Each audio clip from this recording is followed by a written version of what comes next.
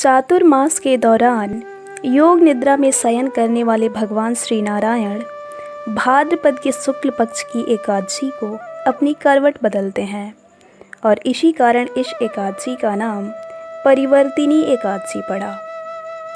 नमस्कार, हरिओम ट्रेडिशनल में आपका स्वागत है।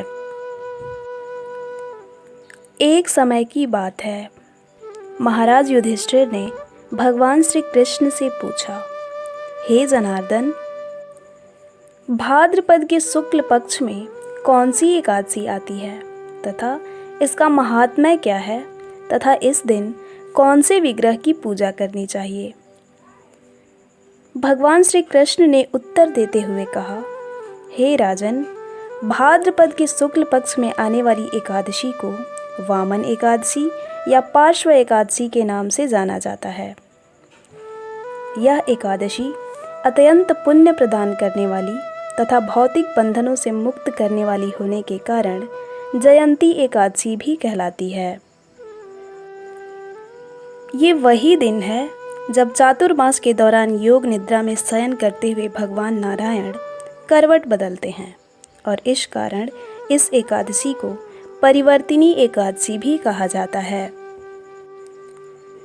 इस अति पवित्र एकादशी व्रत का निष्ठापूर्वक पालन करने से अश्वमेघ यज्ञ करने का पुण्य फल प्राप्त होता है।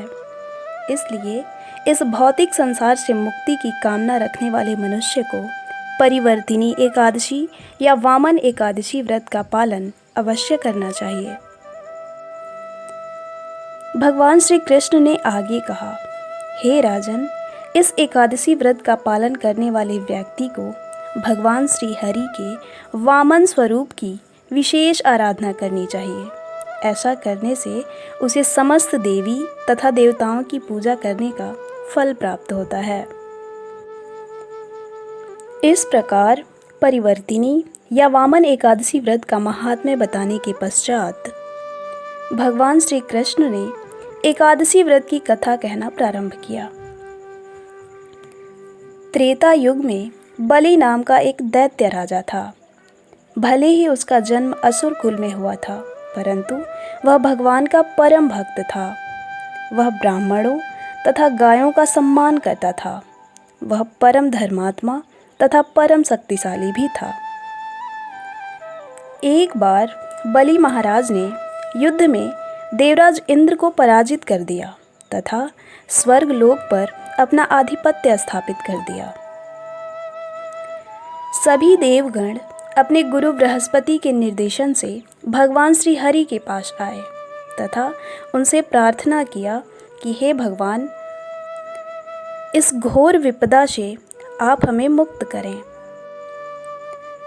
देवताओं की करुण प्रार्थना सुनकर भगवान श्री हरि ने वामन अवतार धारण करने का निर्णय लिया।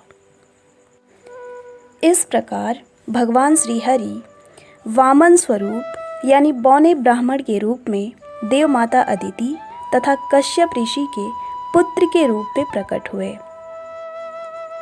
प्रकट होने के पश्चात वामन देव वहां गए जहां बलि महाराज गुरु शुक्राचार्य के आदेश से अश्वमेघ यज्ञ कर रहे थे।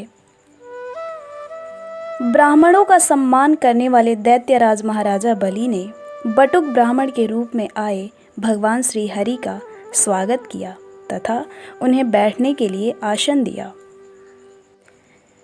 उसके पश्चात वामन देव ने बलि महाराज से भिक्षा की याचना की। उन्होंने भिक्षा में बलि महाराज से 3 पग भूमि का दान मांगा। वामन देव की प्रार्थना पर बिना विचार किए बलि महाराजा ने वामन देव को भिक्षा देने का संकल्प ले लिया। जब वामन देव भूमि नापने लगे तो उस समय भगवान वामन देव का शरीर विशालकाय होने लगा। एक पग से उन्होंने स्वर्गलोक, 9 ग्रह, नक्षत्र तथा ब्रह्मांड को नाप लिया तथा दूसरे पग से उन्होंने पृथ्वी लोक को नाप लिया। और इस प्रकार ऐसा कोई भी स्थान नहीं बचा जहां वो अपना तीसरा पग रख सकें। तब श्री वामन देव ने बलि महाराज से पूछा, हे राजन, मैंने अपने पहले और दूसरे पग से स्वर्ग तथा संपूर्ण ब्रह्मांड नाप लिया है। अब मैं अपने तीसरे पग की भूमि का दान कैसे प्राप्त करूं?